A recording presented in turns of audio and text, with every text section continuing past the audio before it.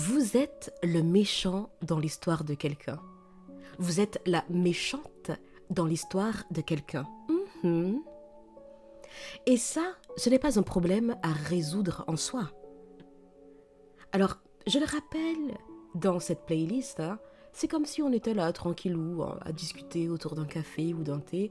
D'ailleurs, j'opterais pour un café, entre nous soit dit. Alors, je sais que dit comme ça, cette phrase peut serrer le ventre. Parce qu'on grandit avec l'idée qu'il fallait être compris, juste, cohérente, fidèle avec une image correcte de soi. Qu'il fallait chercher à expliquer, réparer, rectifier, montrer qu'on n'est pas comme ça. Comme ça, quoi? Mais en tout cas pas comme ça. Que ce n'est pas ce qu'on a voulu dire, enfin. Que ce n'est pas ce qu'on est vraiment. Mais, cher ami, vous n'avez pas à être le héros de toutes les histoires, Et surtout, vous n'avez pas à passer votre vie à réécrire le récit des autres pour qu'il colle à votre vérité. Parce que ce que l'autre voit de vous, ce n'est pas vous. C'est une lecture, une interprétation, un filtre. Et ce filtre ne vous appartient pas.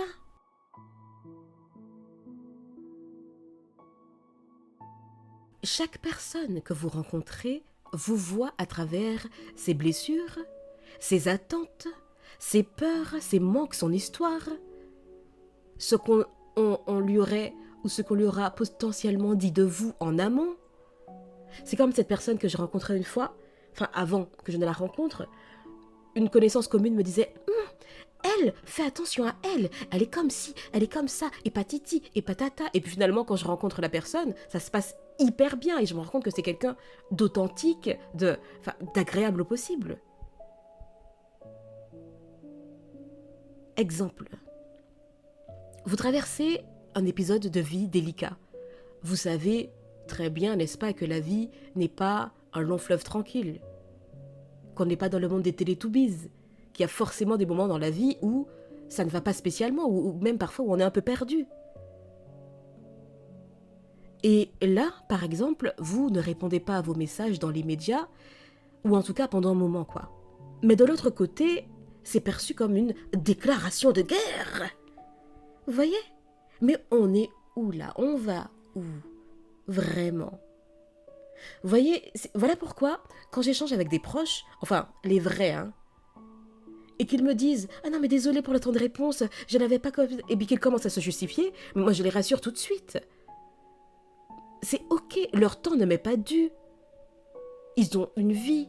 Vous avez une vie.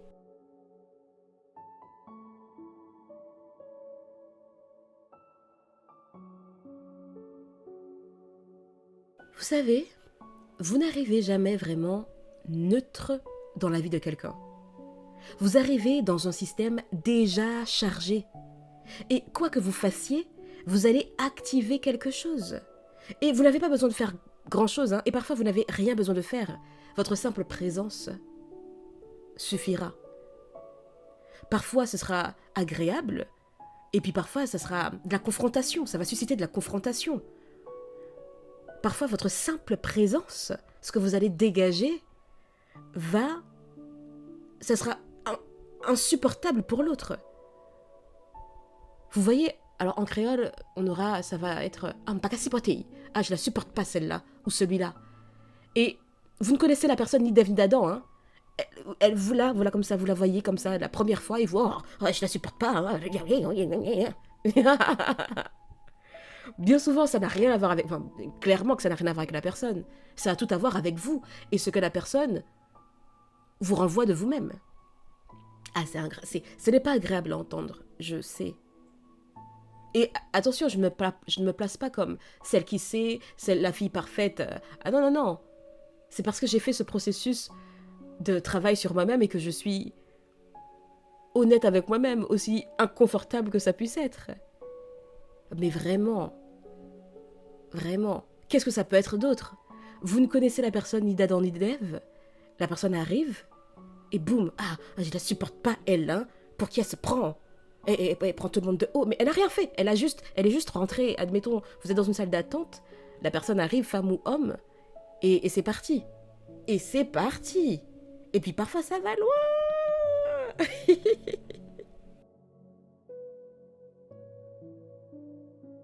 Exemple, vous posez une limite. Calmement, sans agressivité, juste un nom clair. Dans votre réalité, c'est un acte de respect. Mais de l'autre côté, ça peut devenir rejet, abandon, froideur, trahison, arrogance. Non mais oh, Popo, il se prend pour qui là?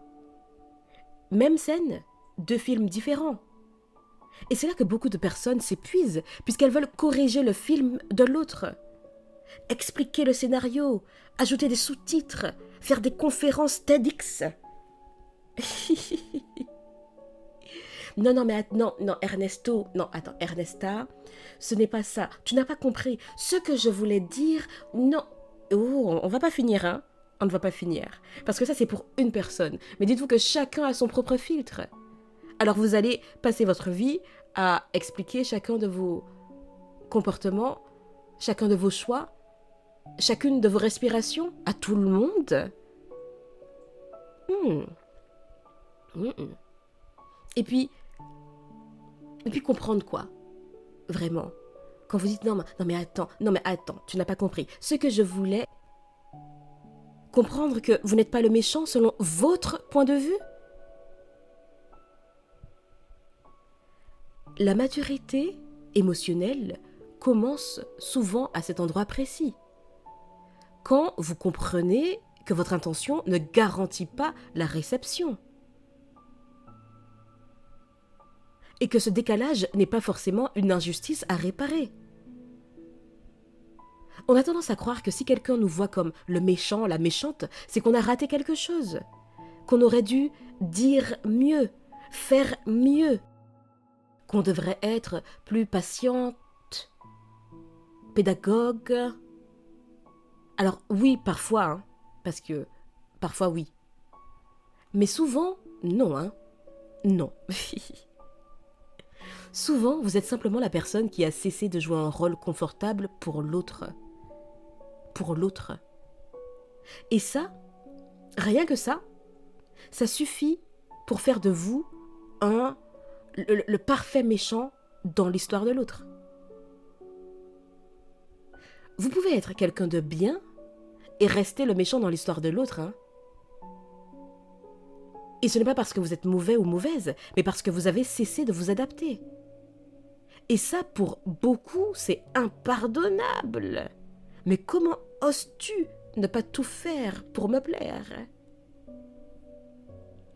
Comment oses-tu mettre des limites?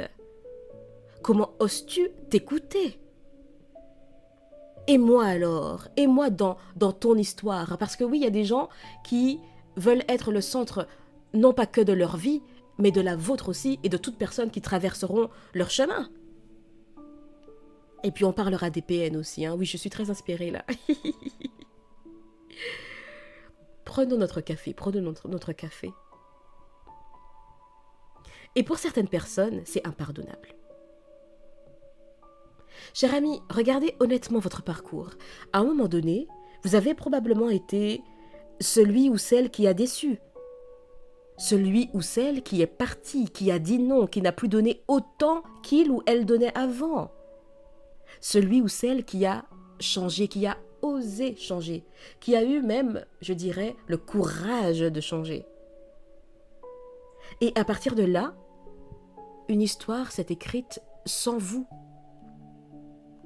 Une histoire où vous êtes devenu plus dur, plus froid, plus égoïste, plus distante.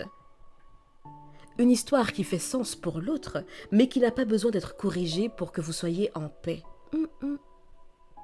Vous savez, le besoin obsessionnel d'être compris, comprise, est souvent lié à une peur ancienne. Celle qui dit « si on me voit mal, si on me perçoit mal, alors je perds ma valeur. Si on me juge, alors je suis en danger. Si je suis méchant ou méchante, en tout cas si je suis le méchant dans l'histoire d'une personne, alors je ne mérite plus d'amour. » Mais ça, ce sont des réflexes de survie, ce ne sont pas des vérités.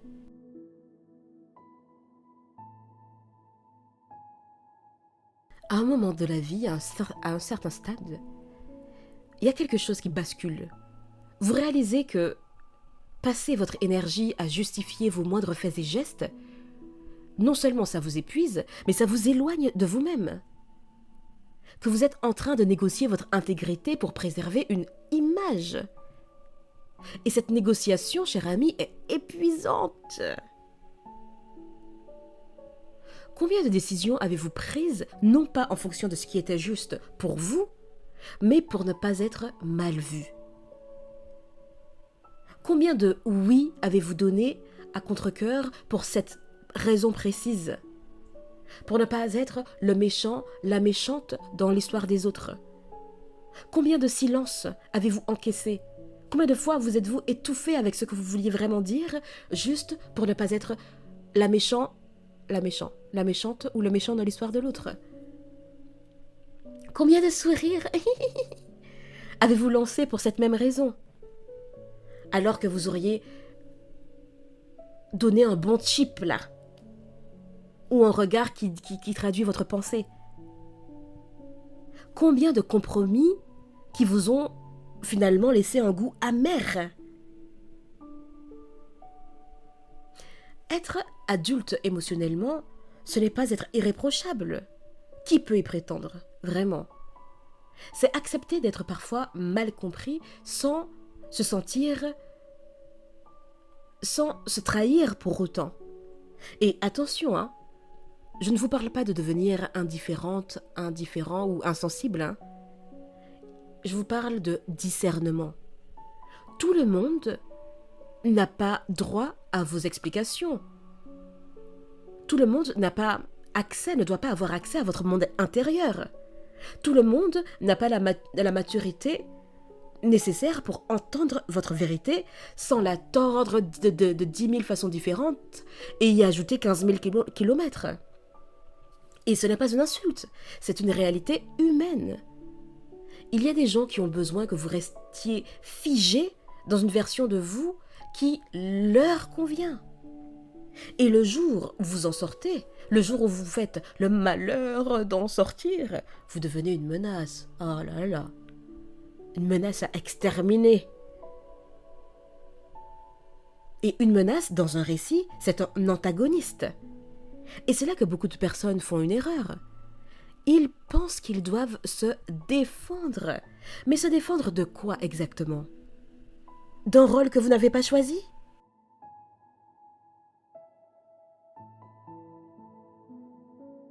La prochaine fois que vous sentez monter l'envie de vous justifier longuement, j'insiste sur le longuement parce que parfois une petite justification peut être nécessaire selon le contexte, posez-vous cette question.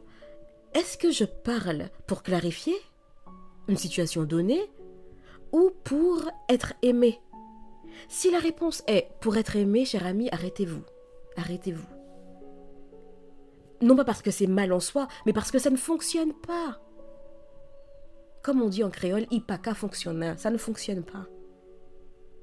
Vous ne pouvez pas convaincre quelqu'un qui a besoin de vous voir d'une certaine manière pour que son propre récit tienne debout. Et certaines personnes excellent dans cette façon de procéder. Pour ne pas se voir en face, pour ne pas se voir telles qu'elles sont, elles vous dépeindront comme la mauvaise personne et feront tout pour que ce soit cette version qui tienne. Et plus vous insistez, plus vous renforcez votre rôle de méchant. Tu vois, il se justifie trop. Oh, il ne se remet jamais en question. Elle veut toujours avoir raison. Vous voyez ce que je vous avais dit sur elle? Alors que parfois, le plus sain est de laisser l'autre avec sa version. Oui, ce n'est pas grave. Le silence, dans ces moments-là, ce n'est pas une fuite. C'est une limite. Je me suis réécoutée et je me dis que je m'emporte un petit peu, hein. Mais c'est la passion qui s'exprime. En tout cas, cher ami, il y a une grande différence entre responsabilité et culpabilité. La responsabilité, c'est reconnaître qu'on a blessé quelqu'un et réparer quand c'est possible. en tout cas faire le nécessaire pour. La culpabilité, c'est porter des émotions qui ne nous appartiennent pas. Et vous n'êtes pas responsable de ce que l'autre projette sur vous. Tout est subjectif, absolument tout. Deux personnes peuvent vivre la même scène et garder des souvenirs diamétralement opposés. Deux personnes peuvent vivre la même relation et en tirer des conclusions inverses. Ça me fait penser à cette personne qui disait « Mon père était alcoolique, mon père était un brigand, mon frère est devenu un brigand pour cette même raison. Je suis devenu l'opposé de mon père exactement pour la même raison. Même situation, différentes différentes interprétations et différentes conséquences. » Et ce n'est pas que l'une ment et que l'autre dit la vérité. C'est que la réalité émotionnelle n'est jamais objective. Never ever. Never ever. C'est peut-être pour ça d'ailleurs. C'est peut-être ça qui fait la beauté des interactions humaines. Elles ne sont pas nettes, elles ne sont pas parfaitement alignées. Elles sont pleines de nuances, de zones grises, de silences interprétés, de malentendus parfois. Et vouloir absolument nettoyer ces zones grises, c'est parfois vouloir contrôler l'incontrôlable. Vous savez, il y a beaucoup de personnes qui sont fatiguées, non pas par ce qu'elles vivent, mais par la gestion constante de l'image qu'elles essaient de laisser derrière elles. C'est comme si chaque relation devait se clôturer par un accord commun, une compréhension mutuelle, une validation réciproque. Ça serait peut-être l'idéal, mais ce n'est pas réaliste. Non, parfois ça détonne, parfois ça finit en claquement de porte, et puis parfois parfois il n'y a pas de limite claire, c'est juste que la relation s'effrite, s'étiole et disparaît. Certaines relations se terminent dans l'inconfort, dans l'inachevé, dans le flou. Et vous pouvez quand même être en paix. Quand vous repensez à quelqu'un qui vous voit comme le méchant ou la méchante, observez ce qui se passe dans votre corps. Est-ce que c'est une contraction, l'envie de vous expliquer, une montée de honte ou alors de colère? Et dites-vous intérieurement, je n'ai pas besoin d'être innocent, innocente dans toutes les histoires. Vous n'avez pas besoin d'être l'innocent, le gentil dans toutes les histoires. Parce que tant que vous cherchez à être irréprochable, vous restez prisonnier du regard des autres. Le regard des autres, sacrée prison quand même, hein. Sacrée prison. Et la liberté émotionnelle commence souvent le jour où vous acceptez que certaines personnes ne vous aimeront pas dans votre version la plus saine. Et c'est un prix à payer. Mais c'est aussi un immense soulagement.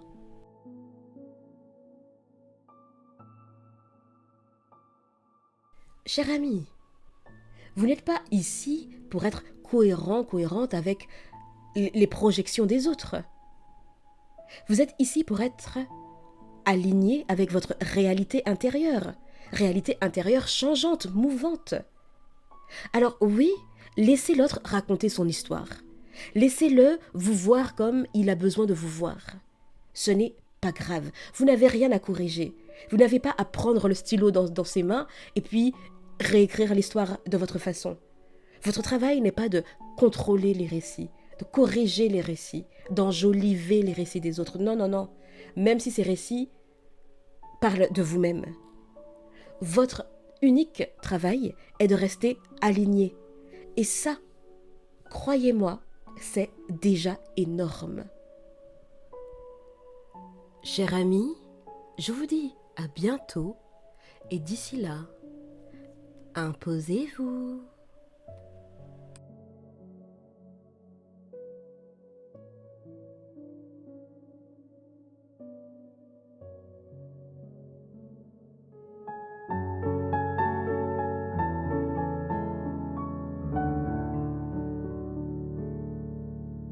Every day